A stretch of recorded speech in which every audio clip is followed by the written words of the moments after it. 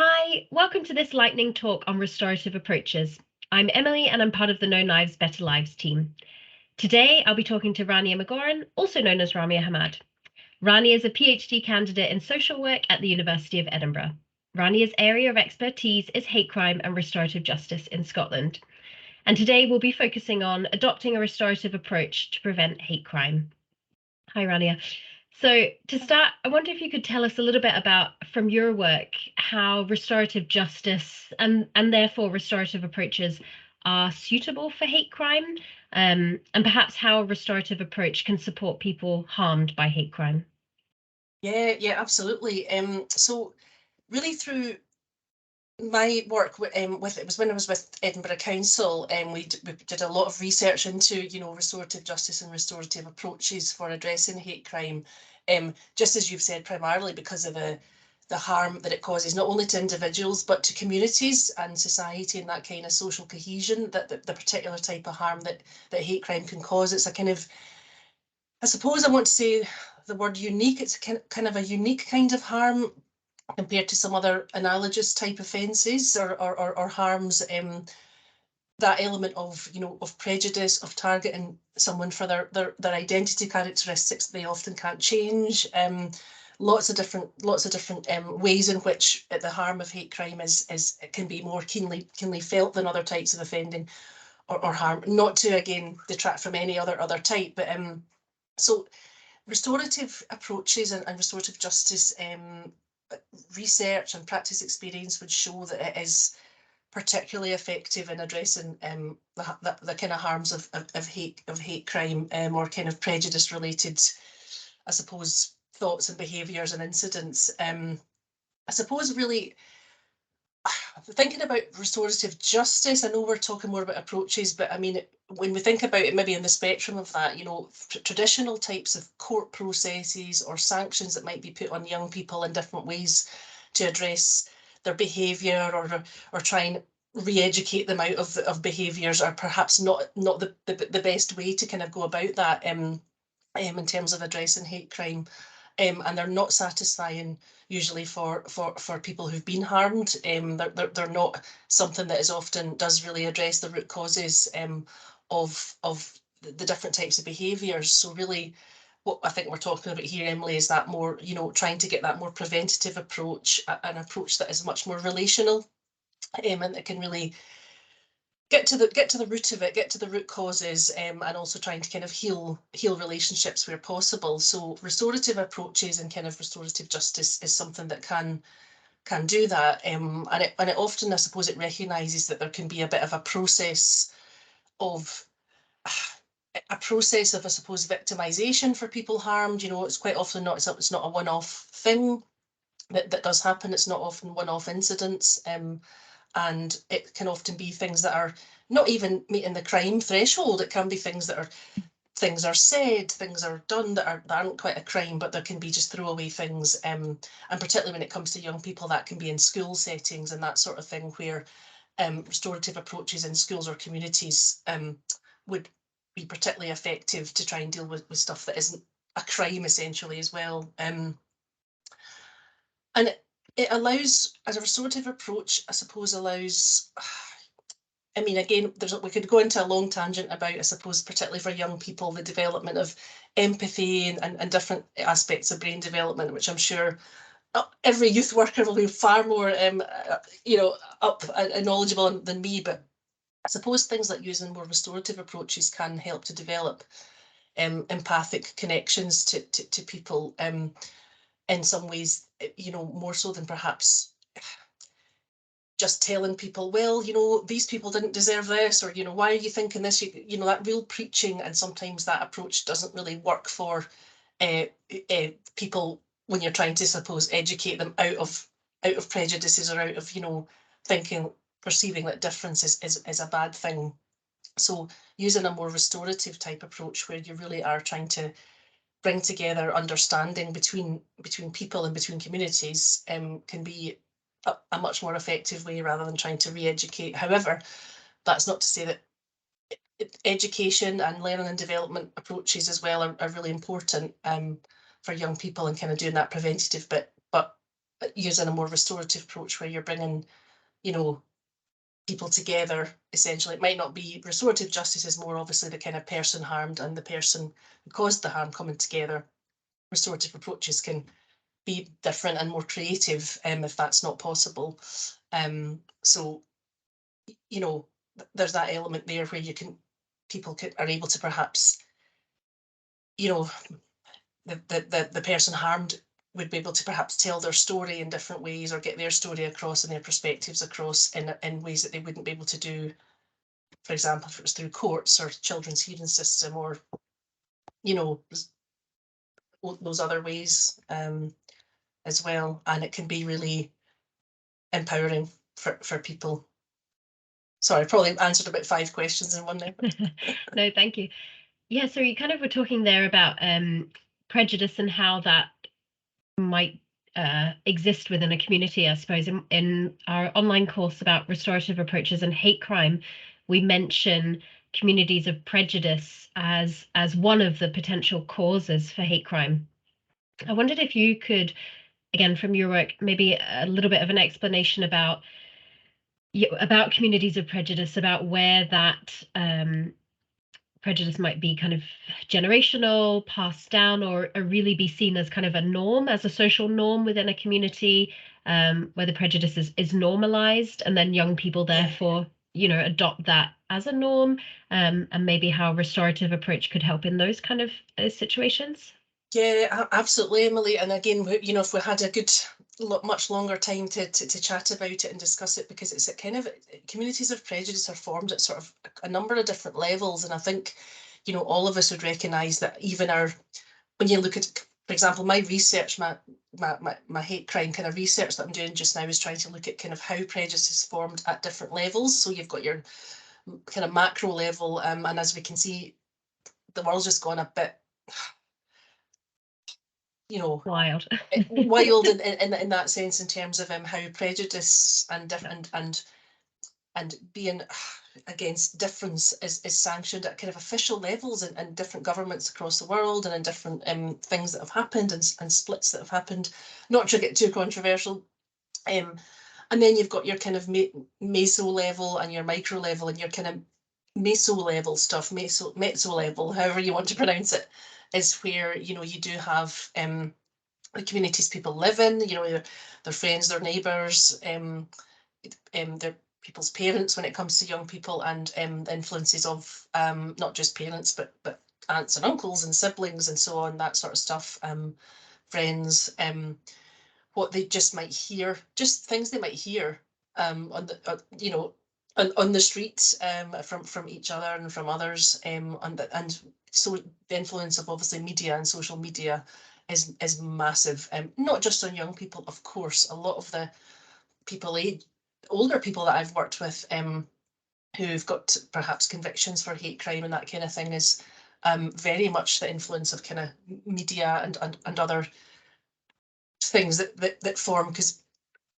the definition of community is sometimes quite difficult, isn't it? People are on online communities as well, aren't they, of prejudice, and they might also be in communities where, and it's linked to, certainly when I'd looked at it before and thinking about Scotland's demographics, you know, people are in these communities are often communities where there are higher levels of poverty, deprivation, inequality, in general for young people and others living there, areas where there isn't much for perhaps young people to do, so higher levels of perhaps offending levels, crime levels in those areas, not much to occupy people.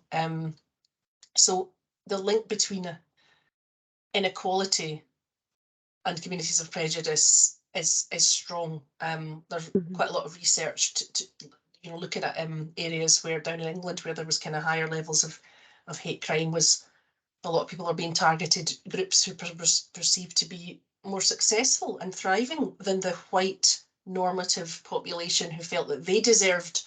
And so there's some fascinating research that looks at that. It was actually in Manchester. I can't remember the people who did it.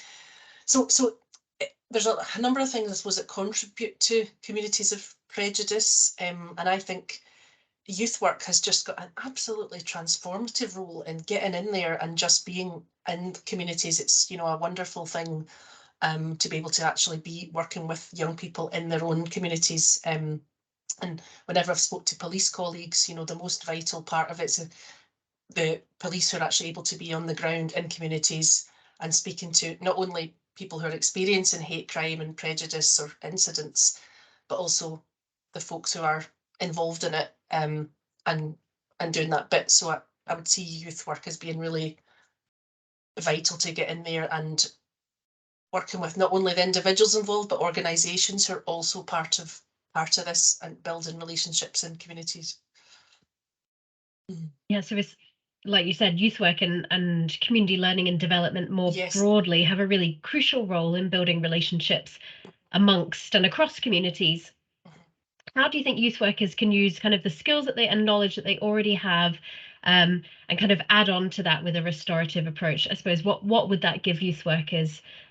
What extra kind of tools or knowledge would that give them to be able to fulfill that crucial role?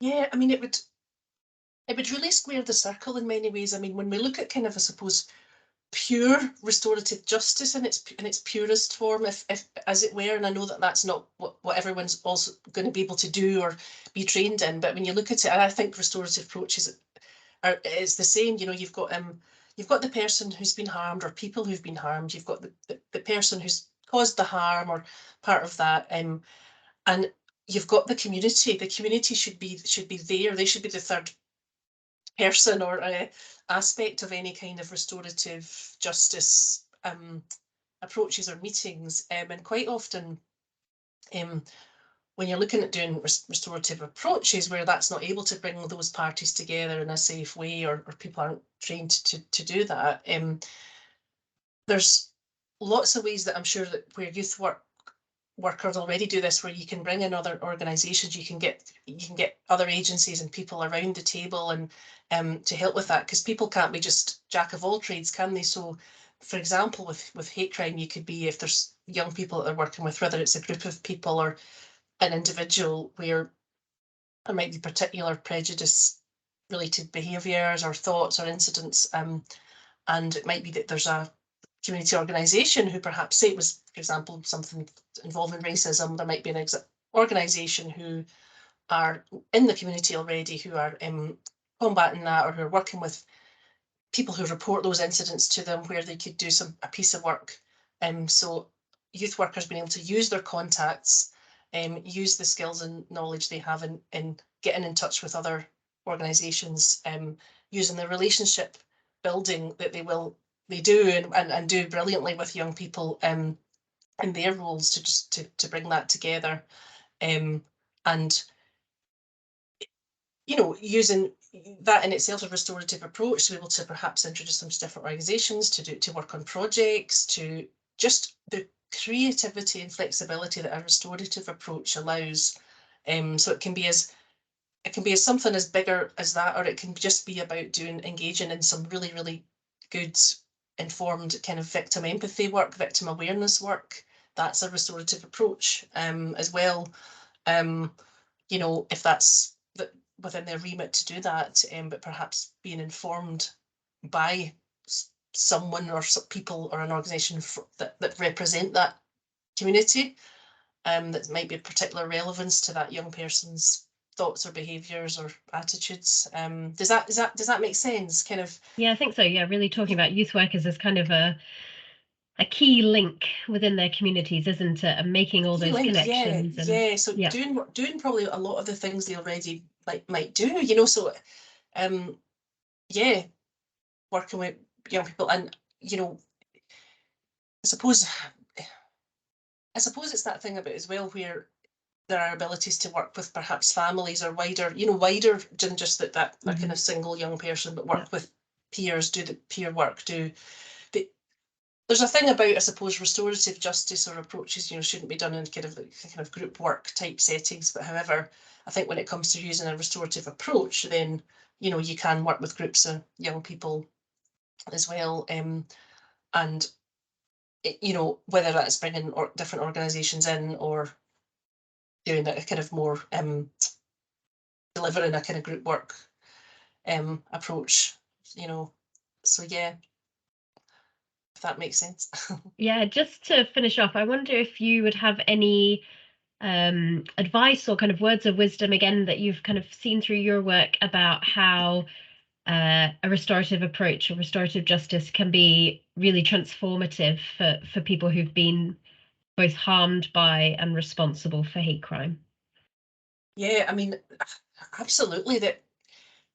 It's just when you kind of talk about it, especially restorative justice, you know, things like being able to, you know, reduce reoffending, and you know, and there's lots of kind of studies out there, so we have to be cautious about what does cause people to not reoffend or commit other incidents. But the research, you know, and just from bits that I've seen is, you know, it can really be transformative in that sense, and people changing their attitudes and behaviours, and you know, and not perpetrating further harm. It's, I mean, it's hard to, you can't police people's thoughts, you can't make people not think a certain way, but if you can at least help to assist them to kind of, I suppose, not act on certain behaviours, or just, you know, that kind of thing, even that is in itself a win. So it's about, you know, not expecting to just, you know, in one session or one piece of work you do to just change everything. You know, it's about those quicker wins.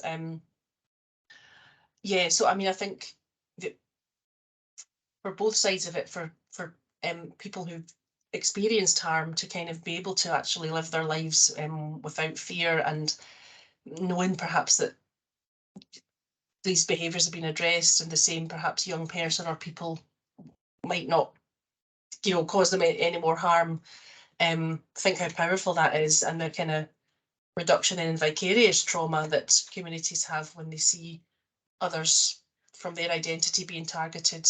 And then, of course, for young people to kind of, you know, be able to build good relationships, have their, you know, having their youth worker by their side, the stickability, that thing about, you know, it's, you have to be able to work with people and accept them and listen to them, and not just go, that's really bad, you're racist. You know, I'm sure not one person listening would do that, but actually you'd be surprised at the approaches that some people take, not to shy away from discussing openly people's prejudices and trying to work on that, using a, you know, an arsenal of things in their toolkit, but a restorative approach being definitely a powerful part of that. Thank you so much, Rania, for joining us today. And if you stay tuned, you'll be able to see more lightning talks coming this week. Thanks, everybody. Thank you.